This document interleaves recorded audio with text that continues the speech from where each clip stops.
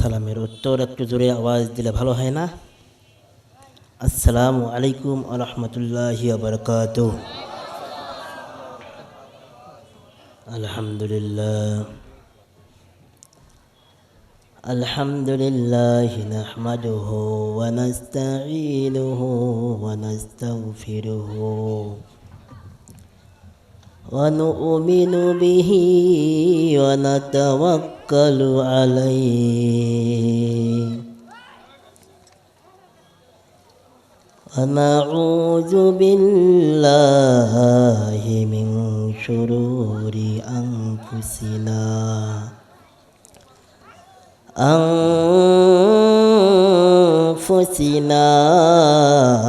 ومن سيئات أعمالنا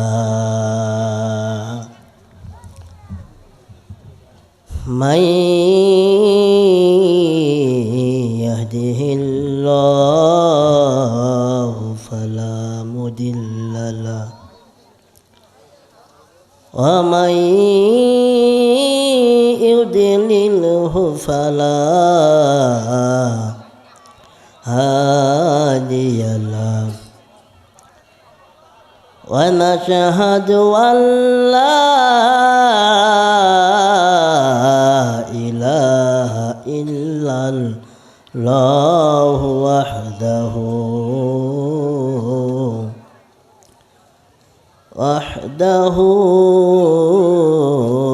لا شريك له ونشهد أن سيدنا ومولانا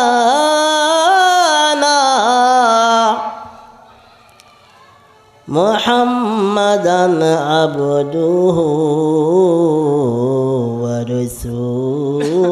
ورسوله أرسله بالحق بشيرًا ونذيرًا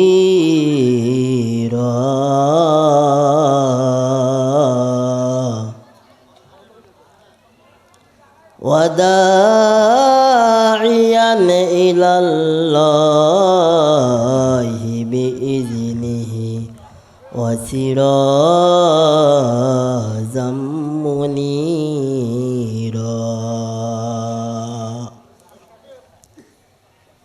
فقد قال الله تعالى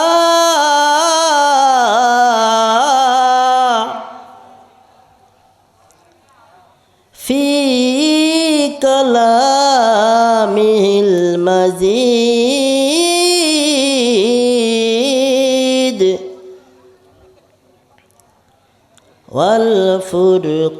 والفرقانه الحميد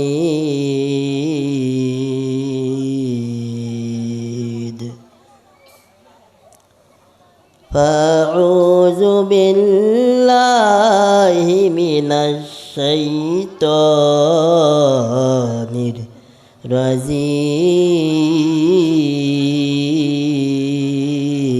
الرجيم بسم الله الرحمن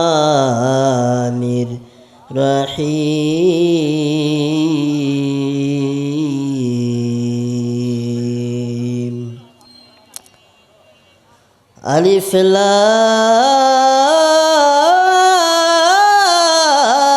ميم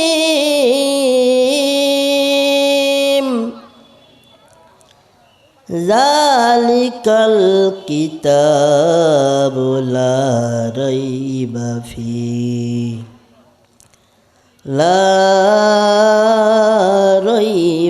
فيه هدى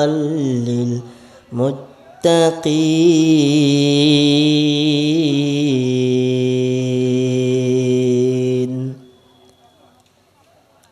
وقال النبي صلى الله عليه وسلم خيركم من تعلم القرآن وعلمه সকলে আমার সঙ্গে দরুদ ইব্রাহিম একটু পাঠ করেন।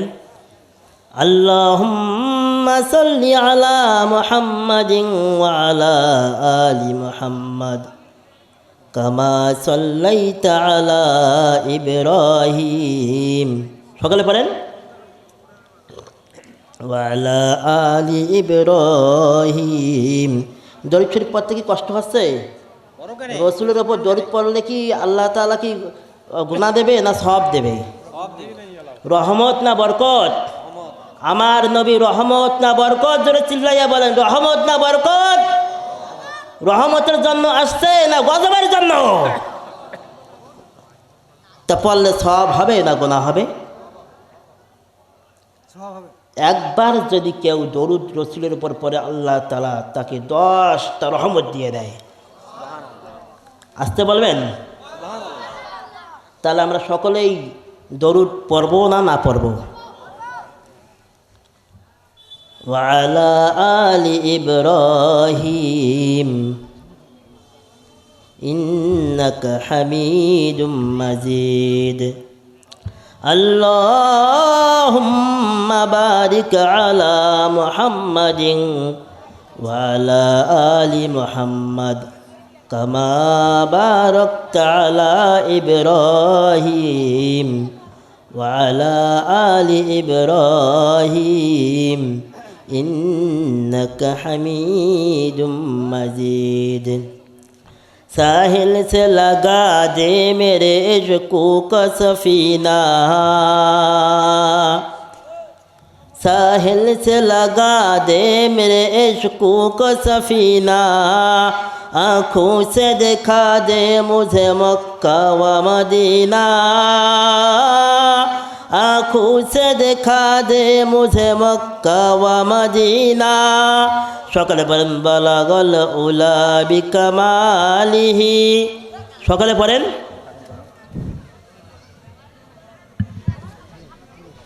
হাসনাত জামিউ খিসালিহি।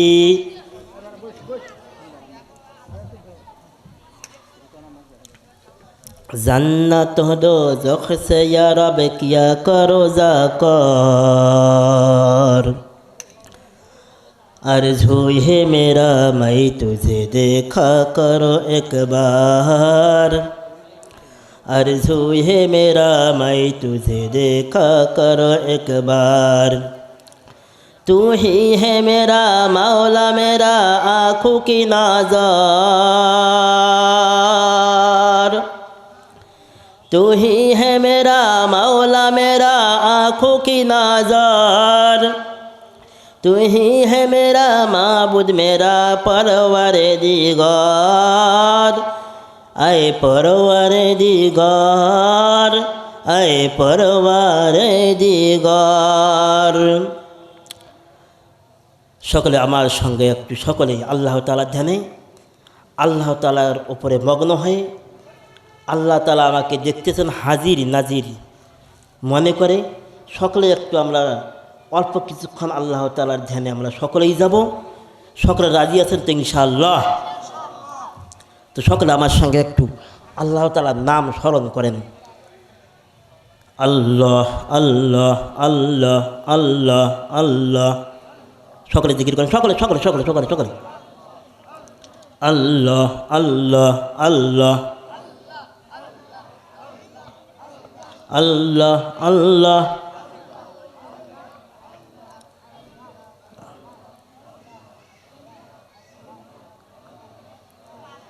আল্লাহ আল্লাহ আল্লাহ আল্লাহ।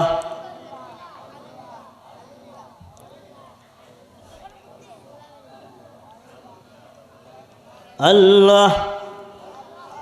এই জায়গায় এই জায়গায় এই জায়গায় ধাক্কা দেবেন, এই জায়গায় শয়তান বাম এই জায়গায় থাকে, বাম জায়গায় থাকে একটু, সেই জন্য ধাক্কাটা আল্লাহ তাআলা নামটা এইখানে ধাক্কা দেবেন। আল্লাহ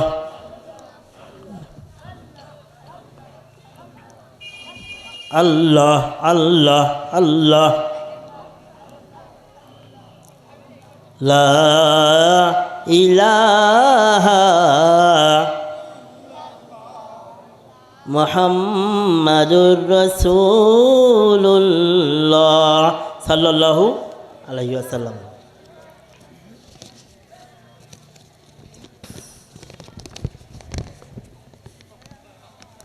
পশ্চিম চৌরা কম্পিউটার বাজার কেন্দ্রীয় জামে মসজিদের উদ্যোগে তাফসীরুল কোরআন মাহফিল হয় মানুষকে আল্লাহ তাআলার দিনে জেগে ধাপিত করার জন্য, তাই না? আল্লাহ তাআলার দিকে আহ্বান করানোর জন্য, মানুষকে কিছু দেওয়ার জন্য, খোরাক দেওয়ার জন্য। যে যাই বলে বলুক, আমি এখানকার একটা কথা আপনাদের সামনে বলতে চাই। এখানে আমার আত্মীয়র বাসা, তারপরেও আমি বলতেছি, এখানে আমাকে কে কী মনে করুক, দিনের দাওয়াত যদি উন্নয়ন প্রকল্প হয় সেটা কেমন হয়? সম্মানিত উপস্থিতি, এই উক্ত মাহফিলের প্রধান মেহমান আতল গনি উসমানী দামাত বারাকাতুহুম আলিয়া, দ্বিতীয় মেহমান ও সঙ্গে আমি অধম সহ স্টেজে উপবিষ্ট দিনদার মুত্তাকি পরহেজগারী, সামনে উপবিষ্ট দিনদার মুত্তাকি যুবক ভাইরা এবং পর্দানিসীন মা ও বোনেরা, সর্বপ্রথম মহান রব্বুল আলামিনের দরবারে শুকরিয়া আদায় করি যে মহান রব্বুল আলামিন আমাদেরকে আজকে যুবকদের যে বিপদগামিতা, সেখান থেকে আল্লাহ তাআলা ফারেক করে প্রত্যেকটা গ্রামে আমি দেখেছি অনেক জায়গায় যে যুবকদের অবস্থান হচ্ছে, যুবকরা এত বিপদগামী যে ওদের খেলায় মাঝে মাঝে গিয়ে ঘুম পাড়াও মুশকিল। কথা বলেন না, ঠিক কিনা? আরও জোরে বলেন ঠিক কিনা? এতটাই বিপদগামিতা যে তাদের বক্সের খেলায় ঘুম পাড়াও মুশকিল। এই ছেলে, এটা আওয়াজ দেবে না, তালি দেবে না। আর আশপাশ যারা আছেন একটু আওয়াজ কম করলে ভালো হয়। স্টেজে যারা আশপাশ আছেন আওয়াজ কম করবেন। আর যারা বাহিরে আছেন, দোকানপাটে ঘুরতেছেন, যদি আপনি মনে করেন যে রুহের খোরাক নেওয়ার জন্য এসেছেন, তাহলে স্টেজে এসে বসেন। তো সম্মানিত উপস্থিতি, চতুর্দিকে এখন অবস্থা এতটাই বিপদগামিতা যে যুবকদের, যে তারা এতটাই অবক্ষয় যে মরতে হবে এই কথাটা তাদের মনের ভেতরে চিন্তা চেতনা নাই। অথচ কত ফিরআউন গেছে, কত নমরুদ গেছে, কত সম্পদশালী গেছে, কিন্তু এত সম্পদশালী হওয়ার পরেও আল্লাহ তাআলা যখন ডাক দিয়েছেন মাওলা ইলাহির কাছে, ফিরে যাইতে বাধ্য হয়েছে। কুজা কারু কুজা ফিরআউন কুজা নমরুদ সুদ হামা, কুজা শৌকত কে আজ শাহে, কুজা তখতে সুলাইমা, কুজা তখতে সুলাইমা। এখন জাহাজ গাড়ি হাওয়ায় চলে, কলেরই বিধান, ওরে বিনা কলে হাওয়ায় চলতো হযরত সুলাইমান, মোরা সেই মুসলমান। ঠিক কিনা? ও মুসলমান ভাইরা আমার, কত ফিরআউন নমরুদ এই দুনিয়া থেকে চলে গিয়েছে, তাদের এই দুনিয়ার স্থান হয় নাই। আল্লাহ পাক রব্বুল আলামিন ফিরআউনকে এত সম্পদশালী, এত শক্তিশালী করেছিল। ফিরআউনের এত শক্তি সামন্ত, ফিরআউন একজন সাধারণ মানুষ ছিল। সেই ফিরআউন এই সামান্য মানুষ থেকে আস্তে আস্তে করে এক জায়গার মধ্যে তার হামান বন্ধুর সাথে দেখা। হামানকে বলল, এ হামান চলো আমাদের জীবিকা অর্জনের জন্য আমরা মিশরে যাই। এই কথা বলার পর সঙ্গে সঙ্গে হামানও বলল, ঠিক আছে ভাই চলে যাই। যাইতে যাইতে এক জায়গার মধ্যে গিয়ে দেখতেছে ক্ষুধার জ্বালায় তরমুজ বিক্রেতা তরমুজ চলতেছে ক্ষেত থেকে। এমন সময়ের মধ্যে তরমুজওয়ালাকে বলতেছে, চাইয়ে চাইয়ে দেখতেছে। তরমুজওয়ালা বলল, ভাই কি ব্যাপার, আপনি কি জন্য দাঁড়িয়ে আছেন? বলতেছে, তরমুজ খাবা নাকি? বলে, হ্যাঁ আমি তো তরমুজ খাবো, আমাকে খুব খিদে পেয়েছে।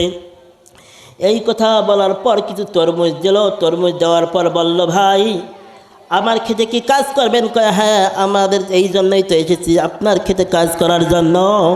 আপনি যদি কিছু কাজ দেন আমরা করে জীবিকা অর্জন করতে পারি। কিছুদিন থাকার পর ফিরআউনের এইরকম আর টাকা দেওয়া, তার ইনকাম এইরকম উপার্জন তার হয় না। কিছুদিন পর চলে গেল মিশরে যাওয়ার পর, মিশরে যখন যাওয়ার পর কিছু লোকদেরকে তাদের কাছ থেকে আলোচনা করলো। আলোচনা করার পর সে কবরস্থানের প্রহরী হলো। প্রহরী হওয়ার পর যখন সেই ফিরআউন প্রহরী হওয়ার পর সঙ্গে সঙ্গে এমনটা হলো, যখন কবরস্থানের দায়িত্ব তার কাছে অর্পণ হলো, আমি তাফসীর থেকে সব বলতেছি, যখন অর্পণ হলো তার কাছে সব কিছু আসলো, তখন ফিরআউনকে যখন আসলো তার দায়িত্ব আসার সঙ্গে সঙ্গে দেখা যাচ্ছে মানুষের মৃত্যু আস্তে আস্তে বেড়ে গেল। তখন এত সংখ্যক লাশের চাহিদা এইভাবে পূরণ করা কবরস্থানে আর কোনো জায়গা হয় না। এমন অবস্থার মধ্যে ফিরআউন ঠিক করলো একটা করে লোকের কাছ থেকে বেশি বেশি করে টাকা আদায় করবে। তখন বাচ্চা, সেই সময় ফিরআউনের যে বাচ্চা ছিল মিশরের, সেই বাচ্চা সেটা জানে না। ফিরআউন আস্তে আস্তে করে মানুষের কাছ থেকে টাকা অর্জন করলো। কিছু কিছু টাকা নিতেছে, লাশ দাফন করতে গেলে টাকা হয়। এরকম যখন শহরে যাবেন, শহরে দেখবেন এরকমভাবে তারা শহরের মধ্যে যারা প্রহরী, তারা কয়েকটা বাড়ির মালিক। ঢাকা আজিমপুরের যারা কবরস্থানের প্রহরী, তাদের কয়েকটা বাড়ি আছে, গাড়ি আছে। ঢাকা রংপুরের মধ্যে মুন্সিপাড়া কবরস্থানেও প্রহরী যারা, তার বাড়ি গাড়ি সব আছে।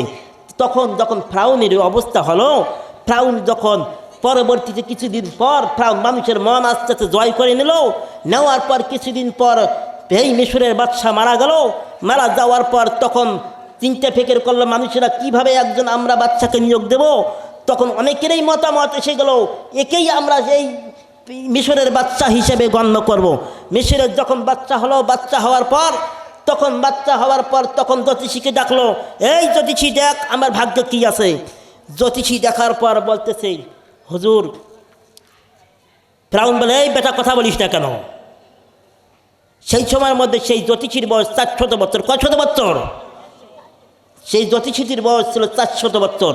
বলতেছে, এই বেটা বলো না কোনো গণনা করে কি পেলে? বলতেছে, হুজুর বলবো? কয় বলেন। বলতেছি, হুজুর আমি কিছুদিন পর ভাবতেছি আপনার এই সাম্রাজ্য এই কিছুদিনের মধ্যে একটা বাচ্চা জন্মগ্রহণ করবে, দুনিয়ার মধ্যে আসবে।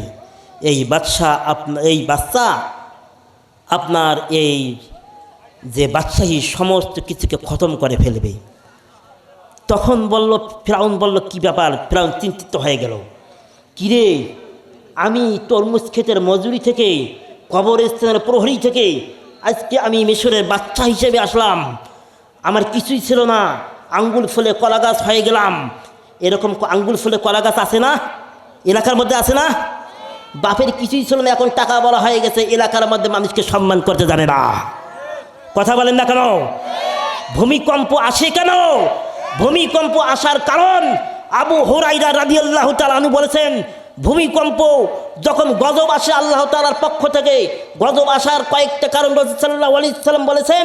যখন গজব আসবে তার কারণ, যখন নর্তকী নাচা শুরু করবে, যখন প্রত্যেকটা ঘরে ঘরে সিনেমা শুরু হয়ে যাবে, অশ্লীলতার সয়লাভ হবে, যখন কোনো মানুষ ছোট লোক থেকে বড় লোক হবে, এলাকার সমাজ নেতা হবে, পার্টি থেকে নেতা হয়ে যাবে, যখন ওই ব্যক্তিটা এলাকার মধ্যে ধর্তা করতে হবে, সাধারণ মানুষ ওই মানুষটাকে ভয়ে কথা বলতে পারবে না, তখন এই গজবগুলো হবে। আল্লাহ তাআলা মানুষকে বোঝানোর জন্য তোমরা সতর্ক হও। এই কারণেই যখন গজব আসে তখন একটাই আমাদের আল্লাহ তাআলার কাছে নত হয়ে আল্লাহ তাআলার ধ্যানে আল্লাহ তাআলাকে স্মরণ করা উচিত, যে আল্লাহ যেমন অনেকগুলো গুনাহ করে ফেলেছি, আজকে চাকরি নিয়ে নাচতেছি, আজকে মেয়ে নিয়ে এলাকায় নাচাচ্ছি, এলাকায় টিকটক করতেছি, এলাকা শেষ করে ফেলতেছি।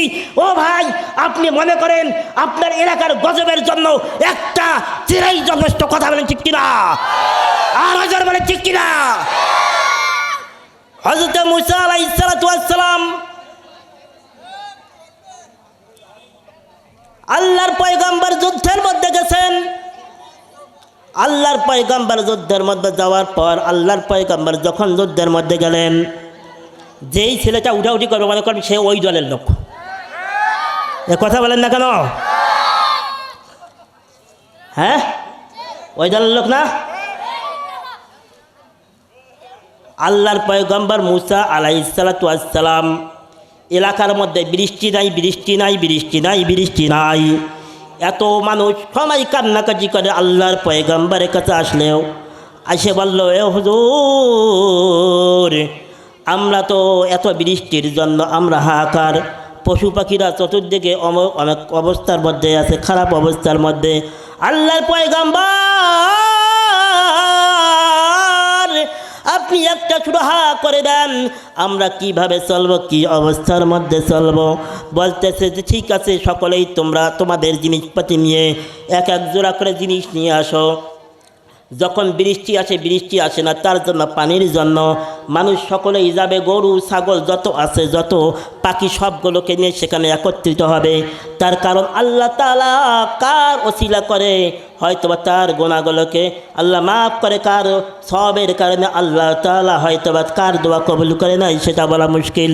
এই অবস্থার মধ্যে এমন অবস্থা যখন হয়ে গেল, তখন আল্লাহর পয়গম্বর মুসা আলাইহিস সালাতু ওয়াস সালাম জনসভার মধ্যে যখন একত্রিত হয়ে গেলেন, একত্রিত হওয়ার পর আল্লাহর দরবারে হযরত মুসা আলাইহিস সালাতু ওয়াস সালাম দোয়া করলেন, আল্লাহ বৃষ্টি দেন, বৃষ্টি দেন, বৃষ্টি দেন।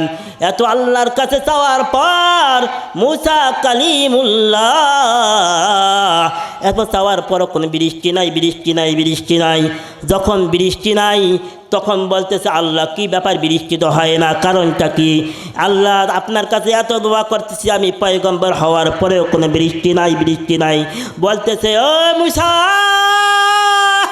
এই কারণে আমি আল্লাহ বৃষ্টি দেই নাই।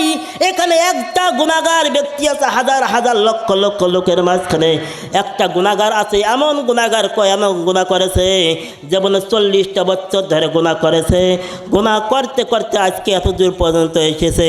এই গুনাহগার এই স্টেজের মধ্যে তোমার জনসভার মধ্যে এসেছে। এই কারণে আমি আল্লাহ এই গুনাহগার ব্যক্তির জন্য এখানে দোয়া কবুল করতেছি না। আল্লাহর পয়গম্বর মুসা আলাইহিস সালাতু ওয়াস সালাম তখন রেগে মেগে দাঁড়িয়ে গেলেন, উদ্দেশ্য করলে বললেন, পথচারীদের যত লোক তখন সকলকে উদ্দেশ্য করে বললেন, তোমাদের মধ্যে কে এমন আছো 40 বছর ধরে গুনাহ করে ফেলেছো, গুনাহ করতে করতে আজকে এত দূর পর্যন্ত এসেছে, তোমার কারণে আল্লাহ বৃষ্টি দেয় না। তখন এই কথা বলার সঙ্গে সঙ্গে ওই মনের ওই লোকের মনের মধ্যে অনুভূতি এসে গেল, জাগ্রত হলো, কি হবে? আল্লাহর পয়গম্বর বললেন, তুমি যদি এখান থেকে চলে না যাও, আমি তোমাকে এখানেই ঘাড় ধাক্কা দিয়ে তোমাকে দাঁড় করিয়ে জনসম্মুখ থেকে তোমাকে ধাক্কা দিয়ে বাহির করে দেবে। এখান থেকে তুমি চলে যাও, চলে যাও, চলে যাও। যদি না যাও আমি তো জানো আমি কি করতে পারি, আল্লাহর কাছে তোমার নাম শুনে এখান থেকে বাহির করে দেব। তখন ওই ব্যক্তি তখন একটা অনুভূত ভয়ের মধ্যে এসে গেল। ভয়ের মধ্যে অনুভূত হওয়ার পর তখন সে চিন্তা করলো, আল্লাহ, ও আল্লাহ, আল্লাহ, আল্লাহ, কত মধুর নাম একমাত্র কার? আরো জোরে বলেন কার? একটু সকলেই জোরে সরে একটু ডাক দিয়ে বলেন আল্লাহ। আরো জোরে চিল্লা দিয়ে বলেন আল্লাহ। আরো জোরে আওয়াজ দিয়ে বলেন আল্লাহ।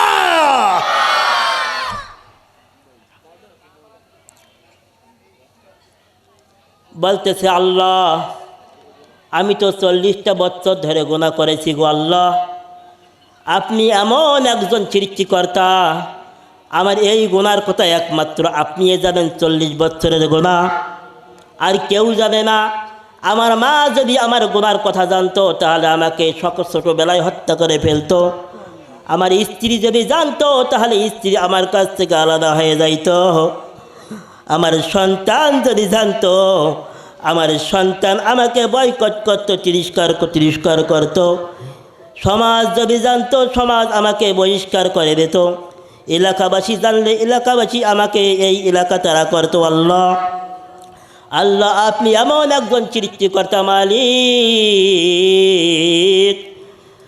আপনি একমাত্র জানেন 40 বছর ধরে গুনাহ করেছি, কিন্তু আপনি একমাত্র এখন পর্যন্ত আপনি আমাকে সঠিকভাবে খাওয়াইয়েছেন, সঠিকভাবে আমাকে অন্ন দিয়েছেন, আপনার পানি খাওয়াইছেন, সব কিছু করেছেন গো আল্লাহ। আল্লাহ আজকে এখানে তওবা করতেছি গো আল্লাহ, আর কোনো দিন আমি গুনাহ করব না। আজকে এখানে তওবা করলাম, আমাকে মাফ করে দেন, আর কোনো দিন আমি গুনাহ করব না।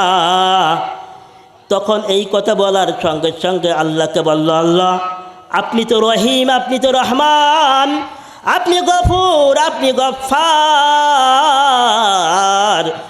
এই ওসিলা করে আল্লাহ আমাকে মাফ করে দেন। আল্লাহ পাক রব্বুল আলামিন সঙ্গে সঙ্গে ওই ব্যক্তির দোয়াকে কবুল করে নিলেন। দোয়া কবুল শেষ, সঙ্গে সঙ্গে বৃষ্টি আসা শুরু হয়ে গেল। বৃষ্টি পড়তেছে ঝিরঝির করে। আল্লাহর পয়গম্বর মুসা আলাইহিস সালাতু ওয়াস সালাম আল্লাহকে বললেন, আল্লাহ কি ব্যাপার, লোকটা তো এই জায়গা থেকে চলে যায় নাই, কি কারণে বৃষ্টি আসলো? আল্লাহ বললেন, আমি তো রহিম, রহমান, গফুর, গফফার, এই ওসিলা করে যখন সে আমার কাছে তওবা করেছে, আমি সঙ্গে সঙ্গে তার তওবাকে আমি আল্লাহ কবুল করে নিয়েছি। আমি সেই কারণে আমি আল্লাহ সঙ্গে সঙ্গে এই জমিনের মধ্যে বৃষ্টি দেওয়া শুরু করে দিয়েছি। বলেন সুবহানাল্লাহ। এ যুবক, গুনাহ করবা তুমি, তোমার জন্য এলাকার মধ্যে অন্য লোকের কষ্ট হবে, পশু পাখির কষ্ট হবে। ও যুবক, আজকে তওবা করে নাও আল্লাহর দরবারে। এই তওবায় দেখা যাবে তোমার কারণে এলাকাবাসীও ভালো থাকবে, তোমার কারণে তোমার মাও ভালো থাকবে, তোমার কারণে আল্লাহ পাক রব্বুল আলামিন এলাকাকে গজব থেকে বাঁচাইবেন, আল্লাহ পাক রব্বুল আলামিন এলাকাকে হেফাজত করবেন। এরটা তুমিও হেফাজত হবা, দুনিয়াতে হেফাজত থাকবা এবং আখিরাতেও হেফাজত থাকবা। বলেন ঠিক কি না? আরো যা বলেন ঠিক কি না? ওই যুবক, রক্তের গরম কয়দিন, কয়দিন রক্তের গরম?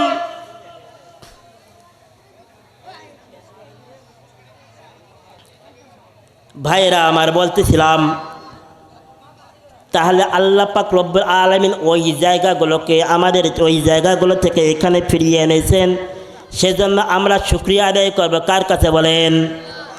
আরো জোরে বলেন কার কাছে? আরো জোরে বলেন কার কাছে? সম্মানিত উপস্থিতি, আমার কথা অন্য লাইনে চলে গিয়েছিল, কারণ আমি নিজেকে নিয়ন্ত্রণ করতে পারি নাই। কারণ যুবকদের অবস্থা এতটাই করুণ, আমি নিজেকে নিয়ন্ত্রণ করতে পারি নাই, সেজন্য এই কথাগুলো আজকে বলতে বাধ্য হলাম। মন খারাপ করলেন? আরও জোরে বলেন মন খারাপ করলেন? মাফ চাই, মন খারাপ করলে আপনাদের কাছে মাফ চাই, ক্ষমা করবেন। কেউ ছোটো ভাইয়ের দৃষ্টিতে, কেউ ছেলের দৃষ্টিতে, কেউ আবার আমার বোন জামাই নাম হচ্ছে কিন্তু আব্দুল আউয়াল, আত্মীয় হিসেবে কেউ আমাকে এখানে ক্ষমা করবেন, ক্ষমার দৃষ্টিতে দেখবেন। কষ্ট দিচ্ছি আপনাদের? আরও জোরে বলেন কষ্ট দিচ্ছি? কষ্ট জেলে নেমে যাই। সম্মানিত উপস্থিতি, এই লাইনটা আমি আস্তে আস্তে বাদ দিতে যাচ্ছি। গত বছর, আগের বছর আমি প্রত্যেক দিনে আমি প্রোগ্রামে ছিলাম, কিন্তু কেন জানি ভালো লাগে না। কারণ পকেটে টাকা ঢুকে ঠিক আছে, উঠার আগে নারাই তাকবীর আল্লাহু আকবার থেকে নামবেন, বক্তার কোনো মূল্য নাই। ওলামায়ে কিরামের কাছে ঠিকই ইজ্জত পাওয়া যায়, কিন্তু সাধারণ লোকের কাছে কোনো ইজ্জত নাই। সম্মানিত উপস্থিতি, কথা আমার অন্য লাইনে চলে গিয়েছিল, সেজন্য আপনাদের কাছে আমি আবারও ক্ষমা চাচ্ছি।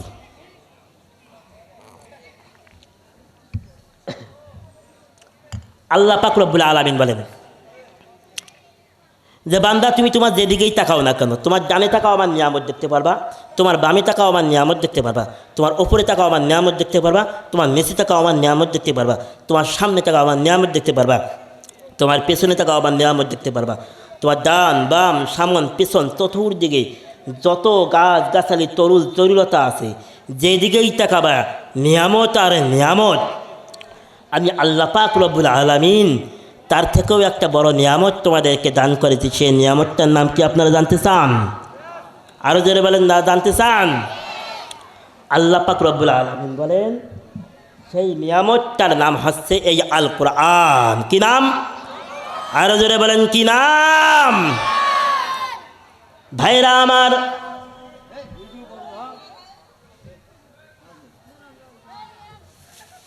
আল্লাহ পাক রব্বুল আলামিন কুরআনুল কারীমের এক জায়গার মধ্যে বলেছেন হুদাল লিন্নাস।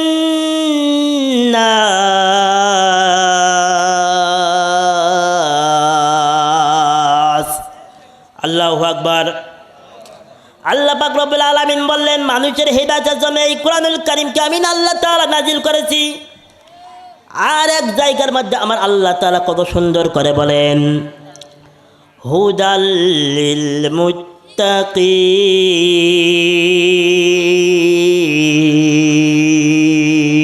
আল্লাহু আকবার।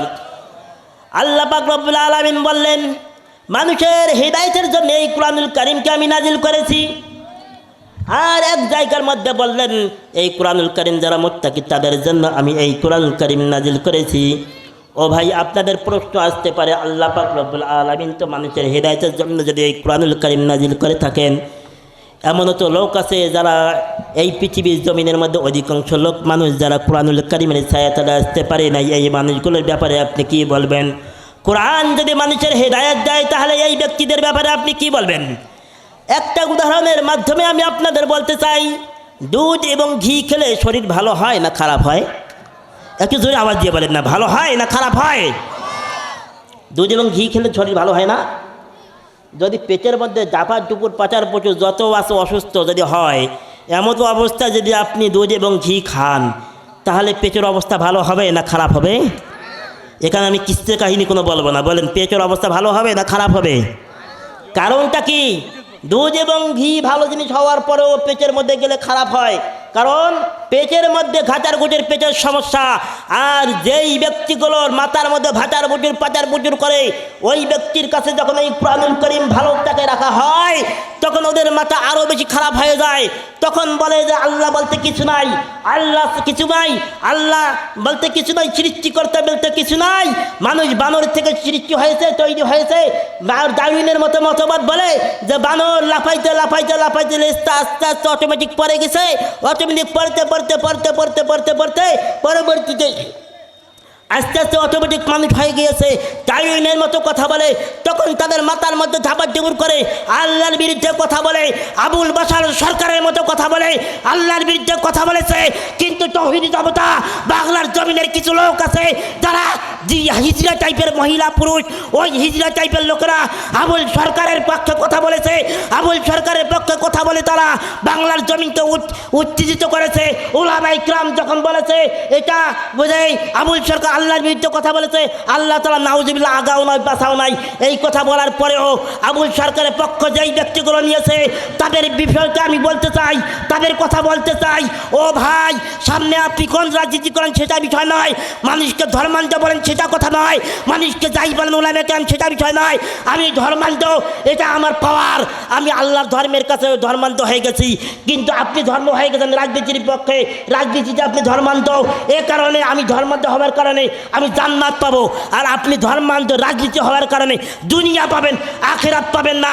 স্পষ্ট কথা, আবুল সরকারের পক্ষে যারা নেবে তাদেরকে আমরা বয়কট করব, আল্লাহর বিরুদ্ধে যারা কথা বলবে তাদেরকে বয়কট করব। কোন নাস্তিক মোরতাদের জায়গা বাংলার জমিনে হবে না, কোন নাস্তিকদের স্থান বাংলার জমিনে হবে না। শাহপরান রহমতুল্লাহ আলাইহির জায়গা এই জমিনে, শাহপরান রহমতুল্লাহ আলাইহি জন্মগ্রহণ ছুঁয়ে আছেন, শাহপরান রহমতুল্লাহ ছুঁয়ে আছেন এই জায়গার মধ্যে, রংপুরের মধ্যে শাহ কিরামতি রহমতুল্লাহ ছুঁয়ে আছেন এই জমিনের মধ্যে। কোন নাস্তিক মোরতাদের এই স্থান হতে পারে না, কথা বলেন ঠিক কিনা? বিগত 16 বছর থেকে সাক্ষী নেন, বিগত 16 বছর থেকে শিক্ষা নেন, 16 বছর দাম্পিত শহীদ শক্তি দিয়ে এলাকা শাসন করেছে। আল্লাহ তাআলা বলেছেন আমি ফেরাউনের মতো ছাড় দেই, ছেড়ে দেই না। আল্লাহ তাআলা বলেছেন কোন সঙ্গে সঙ্গে ফাইকুন হয়ে গেছে, মামুর বাড়ি দিল্লি গিয়ে পড়েছে, কথা বলেন ঠিক কিনা? ওই সম্মানিত এলাকাবাসী মন খারাপ করতে পারেন, এখান থেকে শিক্ষা নেওয়া দরকার আছে না নাই? কোনো কোনো কোনো নাস্তিক মুরতাদকে আমরা সমর্থন করব না, এ কথা বলেন করবেন? এই যুবক ভালো করে স্মরণ রাখো, আপনারা আগামী দিনের ভবিষ্যৎ। আজকে আমার নবীর বিরুদ্ধে কথা বলে, প্রাণের নবী, আমার নবীকে আমি প্রাণের থেকেও ভালোবাসি, আজকে আমার নবীকে নিয়ে যারা কটূক্তি করবে তাদেরকে কোনো রকম ছাড় দেওয়ার অবকাশ, কোনো রকম ছাড় দেওয়া চলবে না। যুবক যেই দলেই করেন না কেন, বিএনপি, জাতীয় পার্টি, আওয়ামী লীগ, জাসদ, বাসদ, জামাত, ইসলামী আন্দোলন, যত দল, খেলাফত আন্দোলন, মজলিস, সব দল করেন, কিন্তু দল হবে একটাই। সেটা কোন দল? কার দল? আল্লাহর দল। সম্মানিত উপস্থিতি, আপনাদের সামনে আর একটা কথা বলি, আল্লাহর বিরুদ্ধে, নবীর বিরুদ্ধে যারা কথা বলবে তাদেরকে কোনো রকম ছাড় দেব না। আমার নবীকে আমার জীবনের থেকেও ভালোবাসি। আমার নবীর বিরুদ্ধে যারা কথা বলবে, আজকে যারা আমার নবীর নাম ভাঙিয়ে খাবে, আজকে যারা আমার নবীর নাম ভেঙে নতুন নবী দাবিদার বন্ধ গোলাম আহমদ কাদিয়ানীর যারা অনুসারী বাংলার জমিনে আছে, বাংলার জমিন থেকে আপনি পাকিস্তানে যান, ইন্দোনেশিয়ায় যান, সৌদি আরবে যান, সব মুসলিম দেশে কাদিয়ানীদেরকে অমুসলিম কাফের ঘোষণা করেছে। বাংলার জমিন 92% মুসলিম দেশে এখন পর্যন্ত গোলাম আহমদ কাদিয়ানীর অনুসারীদের কাফের ঘোষণা করা হয় নাই। ও যুবক, জোরজে ওঠো, আর ঘুমাবার সময় নাই। খালিদ বিন ওয়ালিদের মতো ওঠো, আমির হামজার মতো ওঠো, তাহলে দেখবা রঙ্গিয়া রাসূল যেই বইটা লিখেছিল ভারতের মধ্যে তাকে খতম করে ফেলেছে। আমার নবীর আজকে যারা নবীকে নতুন নবীদার করেছে, গোলাম আহমদ কাদিয়ানীরা পঞ্চগড়ে ইজতেমা করতে চায়, আপনাদের পাশের এলাকায় আছে। আমরা একটাই স্লোগান, বাংলার জমিনে কাদিয়ানীদেরকে কাফের ঘোষণা করতে হবে। কোন নবী দুশমনদেরকে রাখতে দেব না, কোন নবী দুশমন থাকতে পারে না। কাদিয়ানীরা কাফের বলেন, কাদিয়ানীরা কাফের বলেন, কাদিয়ানীরা কাফের, আমার সঙ্গে বলেন, কাদিয়ানীরা কাফের বলেন, কাদিয়ানীরা কাফের, কাদিয়ানীরা কাফের, কাদিয়ানীরা কাফের। কাদিয়ানীদের স্থান বাংলার জমিনে আমরা থাকতে দেব না। থাকেন, মুসলিম পরিচয়ে নয়, অমুসলিম পরিচয়ে থাকতে হবে। যেমন হিন্দু, বৌদ্ধ, খ্রিস্টান আছে, আপনাদেরকেও থাকতে হবে। মুসলমানের দাম ভাঙে, মুসলমানদের বিরুদ্ধেটা করো। আনা খতামুন নবিয়্যিন আলা নবিয়্যা বা'দি, আল্লাহর পয়গম্বর বলেছেন আমি শেষ নবী, আমার পরে আর কোনো নবী আসিবে না। আবার আল্লাহর পয়গম্বর বলেছেন আমি শেষ পরে যদি কোনো নবী আসতো তাহলে অমর হইতো। ও তাওহীদি জনতা, আপনাদের সামনে বলতে চাই, আমি আমার প্রায় প্রোগ্রামে এরকম কথা বলি। আমার প্রোগ্রাম আসুক চাই না আসুক, একটাই কথা, যখন ওলামায়ে কেরাম দিনের জন্য, নবীর জন্য, নবীর প্রেমিকের জন্য ডাক দেবে, কে কে সেই আন্দোলনে কাদিয়ানীকে কাফের ঘোষণা করার জন্য যারা রাজি আছেন, দুই হাত তুলে দেখান। লিল্লাহে তাকবীর, লিল্লাহে তাকবীর। কাদিয়ানীদের স্থান ভেঙে দাও, চুরে দাও। কাদিয়ানীদের স্থান বাংলাদেশে তাদের জায়গা হবে না। জায়গা হলো মুসলিম হিসাবে থাকবে, মুসলমান হিসাবে। কথা বলেন না, কোনো মুসলমান হিসাবে থাকতে পারবে? আমাদের নবীর বিরুদ্ধে কথা বলবা? আল্লাহর পয়গম্বর বলেছেন যতক্ষণ পর্যন্ত তুমি তোমার নিজের জীবন, সন্তান, সন্তানাদি, পিতা মাতা, দুনিয়ার মহব্বতের থেকে আমাকে বেশিক্ষণ ভালো না বাসবে, ততক্ষণ পর্যন্ত তোমরা মুমিন হতে পারবে। কোনোদিন কেউ শুনেছেন নবী পায়খানার পরিমাণে? কোনো নবী 1,24,000 মতান্তরে 2,24,000 এসেছে। একটা নবীও আল্লাহ তাআলা সম্মানিত নবীগণ একটাও পায়খানার পরিমাণে নাই। এই গোলাম আহমদ কাদিয়ানী পায়খানার পরিমাণছে। এই স্পষ্ট দলিল, তাদের কাছে গিয়ে শোনেন ওদের নবী কোথায় মরছে? পায়খানার পরিমাণছে। পায়খানার জায়গা কার? পায়খানা যখন আমরা ঢুকি কি দোয়া পড়ি? আল্লাহুম্মা ইন্নী আউযু বিকা মিনাল খুবুসি ওয়াল খাবাইস। কেন পড়ি জানেন? পায়খানা আমরা শয়তান জিন থাকে বেশি। কাজ থাকে? শয়তান জিন। যখন আমি আবু দাউদ শরীফ পড়ি, আবু দাউদ শরীফ হাদিসের গ্রন্থ সহিহ সিয়াসতের মধ্যে একটা, তা আবু দাউদ শরীফের মধ্যে যখন আসলো যে আল্লাহুম্মা ইন্নী আউযু বিকা মিনাল খুবুসি ওয়াল খাবাইস, তো এখানে লেখা আছে আল্লাহুম্মা ইন্নী আউযু বিকা মিনাল খুবুসি ওয়াল খাবাইস। তো এখানে লেখা যে এটা বলবে কেন? যখন পায়খানা যাবে তখন বলবে কেন? তো তখন পরবর্তীতে ওখানে ব্যাখ্যা গ্রন্থ নিয়ে আসছে যে এই জন্য পড়বে, আল্লাহর পয়গম্বর সাল্লাল্লাহু আলাইহি ওয়াসাল্লাম এক লোক পায়খানায় পড়া মারা গেছে। সেই সময়ের মধ্যেই আল্লাহর পয়গম্বর যখন ওই লোকটাকে এক লোক বাহির করে নিয়ে আসলো, আসার পর দেখতেছে যে ওই পায়খানার আওয়াজ, ভিতর থেকে খটখট আওয়াজ আসছে, যে হাসির আওয়াজ। তখন আল্লাহর পয়গম্বর মনে করলেন এটা জিন শয়তানের কাজ। তখনই এটাই আসলো আল্লাহুম্মা ইন্নী আউযু বিকা মিনাল খুবুসি ওয়াল খাবাইস। তাহলে ওখানে জিন শয়তানেরা থাকে, শয়তানের ওখানে আড্ডাখানা। তাহলে সেই শয়তানের আড্ডাখানায় মধ্যে আর এক শয়তান, এ কথা বলেন না কেন? হ্যাঁ,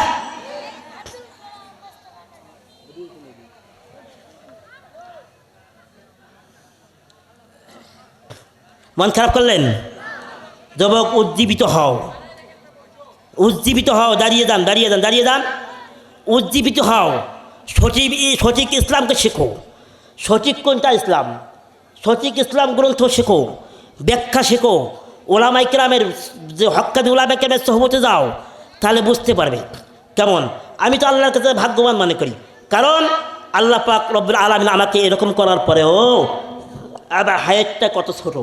আল্লাহ পাক রব্বুল আলামিন আমাকে শেষ পর্যন্ত আল্লাহর পয়গম্বরের 10টা সিয়াসত হাদিস আমাকে পড়ার সৌভাগ্য দান করেছেন, তার সঙ্গে সঙ্গে তাফসীর। এজন্য আমি আল্লাহ পাক রব্বুল আলামিনের কাছে শুকরিয়া আদায় করি, বুঝছেন। আবার ছাত্রগুলো, আমার একটা করে ছাত্র দাঁড়িয়ে দাঁড়িয়ে ছাত্র, আমার থেকেও বয়স আছে বড় ছাত্র, আমি রুম থেকে বাইরে হয়ে দেখছি আমার স্যান্ডেল সোজা করা। তাহলে যুবক, উজ্জীবিত হও, সঠিক কোনটা বেঠিক কোনটা সেটা শেখো।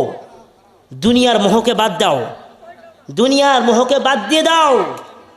কোনো উপায় নাই, কোনো উপায় নাই। ভাইরা আমার, আল্লাহ পাক রব্বুল আলামিন বলেন, আলিফ লাম মিম।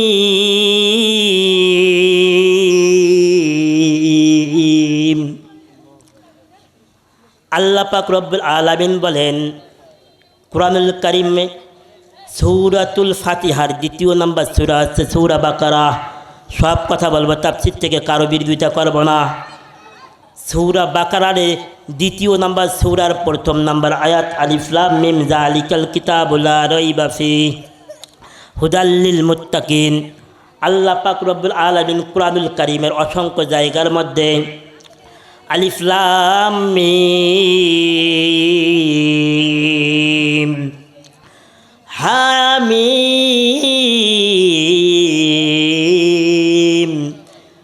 তাসিন মিম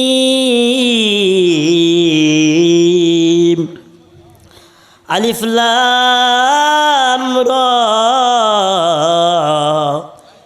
এই আয়াতগুলো নিয়ে এসেছেন আল্লাহ পাক রব্বুল আলামিন অসংখ্য কুরআনুল কারীমের আয়াতের শুরুতে। যারা কুরআনুল কারীম পড়েন তারা জানেন এই আয়াতগুলোকে বলা হয়, এই যে অক্ষরগুলোকে বলা হয় হুরুফে মুকাত্তাত। তাফসীরের ভাষায় আল্লাহু আলাম বি মুরাদিহি, এর একমাত্র আল্লাহ তাআলাই অর্থই জানেন, অন্য কেউ জানেন? এই কথা বলেন, এই যুবক, এই কথা বলো কেন? আলিফ লাম মিম কি বললাম বলতে পারবা? হ্যাঁ, আমি আয়াত তেলাওয়াত করতেছি আর কথা বলতেছি।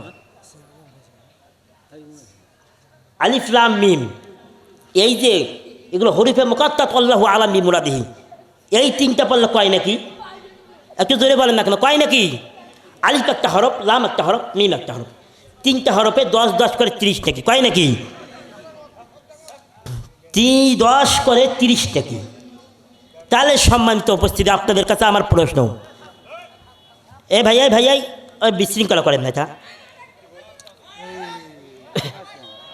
আমার কথা বলতে বলতে কিন্তু আমার গলাটা একটু ভেঙে গেছে, এই জন্য আমার কথা বলতে কষ্ট আছে। মাইক মাশাআল্লাহ, আলহামদুলিল্লাহ, মাইকওয়ালাকে ধন্যবাদ।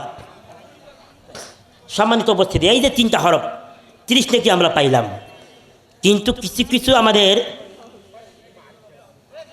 ভাই কথাগুলো শুনেন, এগুলো আগামীকালকে থেকে সারাটা জীবনে এগুলো আমল করবেন, দেখবেন আপনার ফায়দা আসবে। এগুলো দিয়ে আপনিও ওয়াজ করতে পারবেন।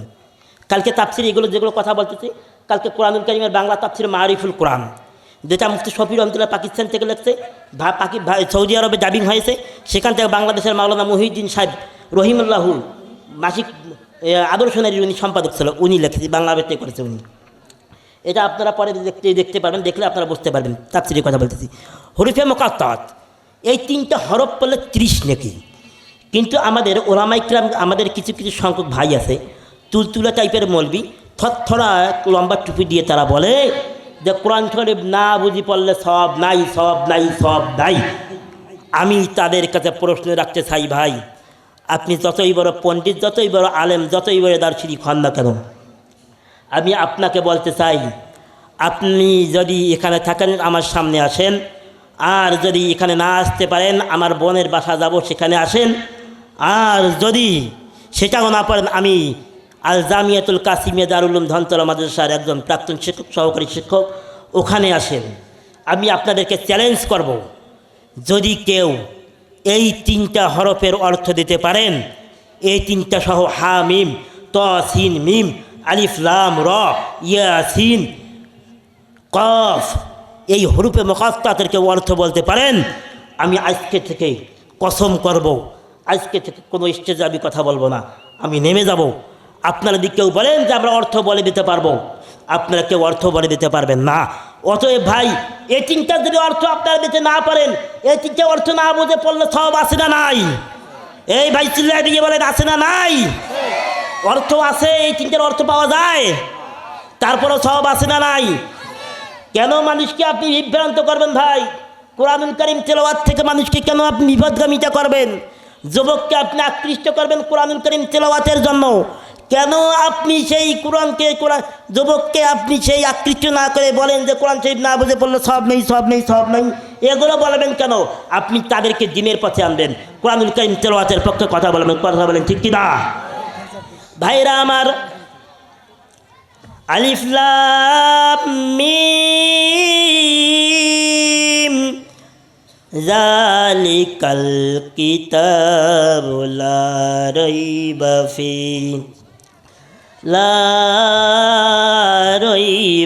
ফীহি হুদাল লিল মুত্তাকিন।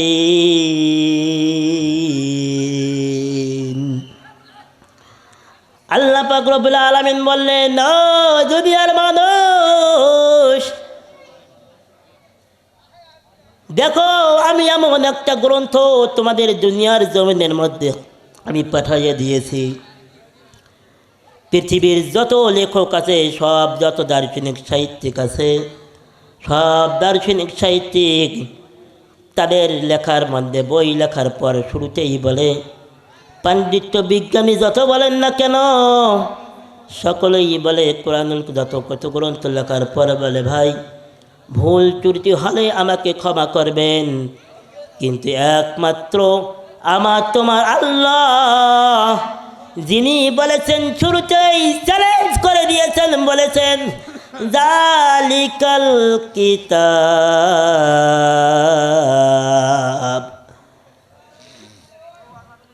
যে এটা এমন একটা কিতাব যার মধ্যে কোনো সন্দেহ নাই। আল্লাহ তাআলা শুরুতেই বলেন এই কিতাবের মধ্যে কোনো সন্দেহ নাই। আল্লাহর পয়গম্বরের কাছে কিছু লোক আসলো, 4 বার বলতেছে, সাহিত্যিক আসলো, আল্লাহর পয়গম্বরকে বলতেছে, হে মুহাম্মদ, তুমি যে এই বাক্যগুলো বানায়া বলতেছো মুহাম্মদ, আমরাও তো পারি এই বাক্যগুলো তৈরি করে তোমার সামনে নতুন কোনো বাক্য আর এর থেকেও ভালো বাক্য এনে দেব রে মুহাম্মদ। এই বাক্যগুলো বলতেছ, আমরা এর থেকেও ভালো বাক্য তোমাকে বানাইয়ে দিতে পারি। তখন আল্লাহ পাক রব্বুল আলামিন বললেন, হে আমার বন্ধু, জানায়া দাও তাদেরকে। তখন আল্লাহ পাক রব্বুল আলামিন এই আয়াতটা বলে দিলেন, হে আমার বন্ধু, এই আয়াতটা দিয়ে দেন, ইন্না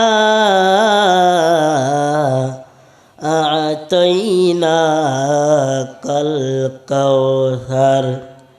এই যে সূরা কাউসার, এর আগে এবং এই আয়াতটার আগে এবং পরে কি হবে তাদেরকে দেন, তারা মিলাইয়ে দেখ, আমি দেখব তারা কত বড় সাহিত্যিক। আল্লাহর পয়গম্বর বললেন, হে সাহিত্যিকরা শোনো, এই আয়াতটা আমার আল্লাহ পাক রব্বুল আলামিন ওহীর মাধ্যমে নাজিল করে দিয়েছেন, নিয়ে যান। সঙ্গে সঙ্গে লিখে মুখস্থ করে নিয়ে গেল এই আয়াতটা। আয়াত নিয়ে যাওয়ার পর তারা বলল, মুহাম্মদ, আমরা এর থেকেও ভালো একটা আয়াত তোমাকে আমরা বানায় আনি দিতে পারবো, একটা সপ্তাহ অপেক্ষা নাও, দেখো আমরা তার থেকেও কত সুন্দর আয়াত তোমাকে বানিয়ে দেব। ভাই কষ্ট হচ্ছে, কারণ আমার এই কিছুক্ষণ কথা জোরে জোরে বলার কারণে আমার একটু কষ্ট হচ্ছে, শ্বাসকষ্ট। এই জন্য এইভাবে কথাগুলো বলতেছি। তখন বলল যে চিন্তার কোনো কারণ নাই, আমরা এর থেকেও ভালো একটা আয়াত মিলাইয়া দেব এবং কত সুন্দর করে মিলাইয়া দেব। নারায়ে তাকবীর, নারায়ে তাকবীর। দ্বিতীয় বক্তার আগমন, দ্বিতীয় বক্তার আগমন। হাজারো সম্মান হুজুরের জন্য, সকলে বলি হাজারো সম্মান কার জন্য? আমরা সকলেই হুজুরকে সম্মান করব, সবাই বলে আলহামদুলিল্লাহ। তখন ওই সাহিত্যিকরা নিয়ে গেল, মুখস্থ টকরস্থ করে নিয়ে যাওয়ার পর কিছুদিন পরে 1 সপ্তাহ হয়ে গেল। সাহিত্যিকরা তখন 1 সপ্তাহ অনেক চেষ্টা করলো, চেষ্টা করার পর দেখতেছে ঠিক আছে, অনেক আগা মিলাই পিছে মিলে না, পিছনে মিলায় আগা মিলে না, এমনভাবে 1 সপ্তাহ হয়ে গেল। তখন একজন আর একজনকে বলল, ভাই এটা তো আসলে লাইসা হাজা কালামুল বাশার, এটা কোনো মানুষের বাক্য হতে পারে না, এটা একমাত্র ওহি আল্লাহর নাজিল ছাড়া, সৃষ্টিকর্তা ছাড়া কারো বাক্য নয়। চলো চলো চলো, আমরা আব্দুল্লাহর ছেলে মুহাম্মদের কাছে যাই, গিয়ে আমরা সকলেই কালিমা পড়ে মুসলমান হয়ে যাই। সকলে আল্লাহর পয়গম্বরের কাছে গিয়ে বলল, মুহাম্মদ আমরা অনেক চেষ্টা করলাম মুহাম্মদ, কিন্তু আমরা আগা মিলাইলে পিছনে মিলে না, পিছনে মিলাইলে আগা মিলে না। আমরা আরবের এত বড় সাহিত্যিকরা আজকে বলতেছি, আমরা চ্যালেঞ্জ করলাম, আমরা চ্যালেঞ্জ করলাম, আমরা আরবের সাহিত্যিকরা যাতে আজকে এর কোনো ভুল ধরতে পারি নাই, আমরা চ্যালেঞ্জ করলাম কিয়ামত পর্যন্ত এই কোরআনের তোমার এই যে বাণীগুলোর কিয়ামত পর্যন্ত কেউ ভুল ধরতে পারবে না। বলেন সুবহানাল্লাহ, আরো জোরে বলেন সুবহানাল্লাহ।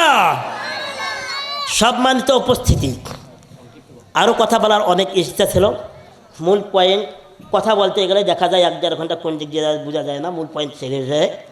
আমার মূল আলোচনা ছিল কোরআনুল কারীমের 5টা নাম। বলেন কয়টা? এতটুকুই বলে আমি নেমে যাব হজরত আসছে, হুজুরকে আমার হয়তো বা বেয়াদবি হয়ে যাবে। আমি বয়সে কম, 27 বছর বয়স, হুজুরের কাছে হয়তো বা বেয়াদবি হয়ে যাবে। আমি হুজুরের কাছে মাপ চাচ্ছি, হুজুর 1-2 মিনিট শুরু। কোরআনুল কারীমের 5টা নাম আছে। বলেন কয়টা নাম? 1 নম্বর হচ্ছে কোরআন। 1 নম্বর কি? দলিল নেবেন? দেন, এখন দলিলটা নেই। ইন্না হাযাল কুরআন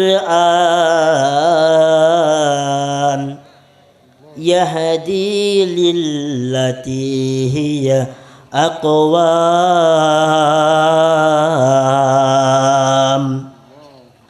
কোরআনুল কারীমের 5টা নাম কয়টা?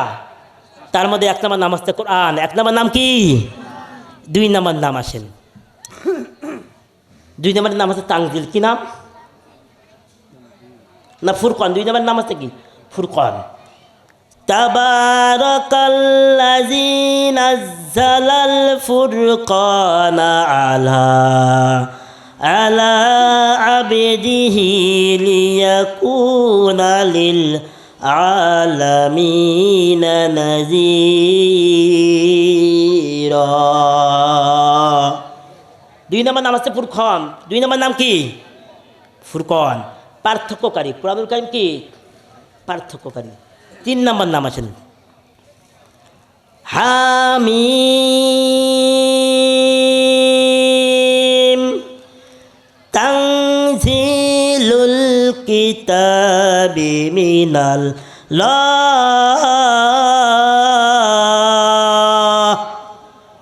মিনাল্লাহিল আজিজিল হাকিম।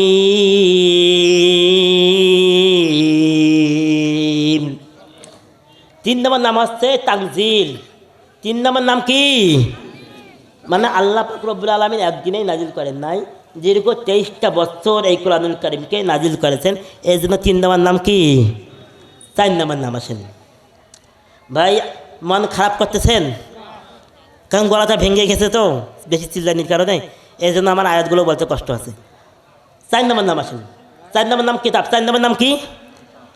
আলিফ লাম মিম যালিকাল কিতাবু লা রাইবা ফীহি লা রাইবা ফীহি হুদাল লিল মুত্তাকিন।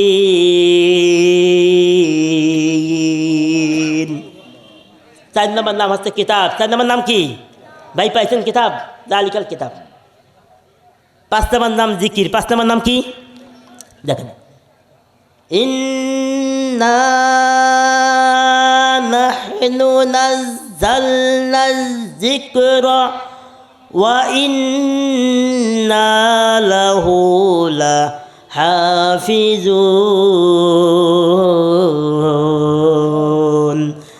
5 নম্বর নাম হচ্ছে জিকির। 5 নম্বর নাম কি? তাহলে 1 নম্বর নাম কি ভাই? 2 নম্বর নাম কি? 3 নম্বর নাম কি? তানজিল। 4 নম্বর নাম কি? 5 নম্বর নাম কি? জিকির। আল্লাহ পাক রব্বুল আলামিন আমাদের সকলকে এই কথাগুলোর উপর আমল করার তৌফিক দান করুক। ওয়া আখিরু দাওয়ানা আলহামদুলিল্লাহি রাব্বিল আলামিন ওয়া মা তাওফীকি ইল্লা বিল্লাহ। সকলে আমার জন্য দোয়া করবেন। আমি এতটুকু দোয়া চাই, আমি দুনিয়ার সম্পত্তির অর্জনের আমার লক্ষ্য নাই। আমার একটাই লক্ষ্য আল্লাহ তাআলার সন্তুষ্টি। আমি যদি আল্লাহ তাআলার বেশি বেশি ইবাদত করতে পারি, আল্লাহ তাআলার উপরে বেশি বেশি জিকির তাকওয়া অর্জন করতে পারি, এটাই আমার বেশি লক্ষ্য। আল্লাহ পাক রব্বুল আলামিন আমাকে যাতে সকল গুনাহ থেকে হেফাজত করে এবং আপনাদেরকে সকলকে যাতে সমস্ত গুনাহ থেকে আল্লাহ হেফাজত করে। আমরা সকলেই আল্লাহ পাক রব্বুল আলামিনের কাছে নারায়ে আমিন। তাকবীর।